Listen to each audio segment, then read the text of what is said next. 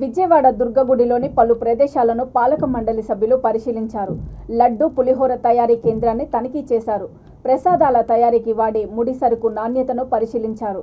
భక్తులకు అందజేసే ప్రసాదం ప్యాకెట్ల తూకాన్ని కూడా తనిఖీ చేశారు. ఈ సందర్భంగా దుర్గగుడి చైర్మన్ కర్నాటి రాంబాబు మాట్లాడుతూ ఆలయంలో అన్ని విభాగాలను పరిశీలించి లోటుపాట్లను ఈవో దృష్టికి తీసుకువెళ్తామని అన్నారు. ఎటువంటి అక్రమాలకు తావు లేకుండా భక్తులకు మెరుగైన సౌకర్యాలు కల్పిస్తామని స్పష్టం చేశారు.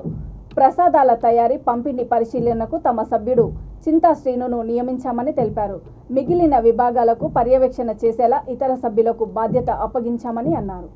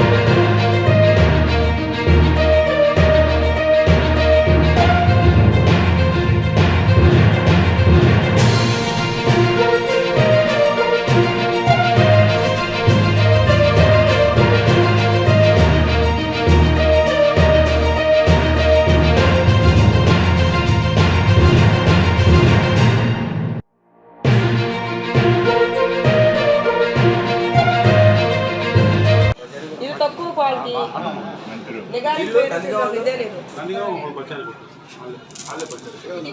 అక్కడ ఉన్నటువంటి మాలికలకి అలాగే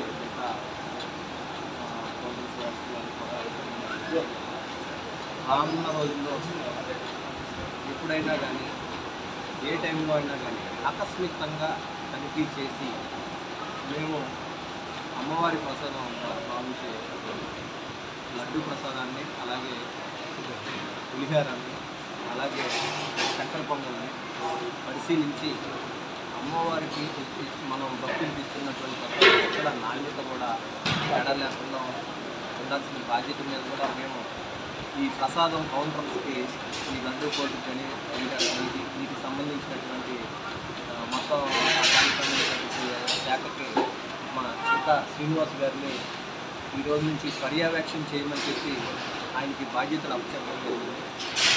ఆయన పర్యవేక్షణలో అంటే ఈ పర్యవేక్షణ అనేది ఒక నెల రోజుల్లో ఆయన పర్యవేక్షించి మొత్తం కూడా ఎప్పటికప్పుడు ఈ నివేదిక మాకు ఇవ్వడం జరిగింది. మేము మొత్తం దృష్టిలో పెట్టుకొని అక్కడ ఉన్నటువంటి ప్రాబ్లమ్స్ కానీ పరిశీలించి మళ్ళీ ఈవో గారితో మాట్లాడి మేము పనిచేయడం జరుగుతుంది. అలాగే ఈ ప్రక్రియ ఇదంతా కూడా నిరంతరం జరుగుతూనే ఉంటుంది.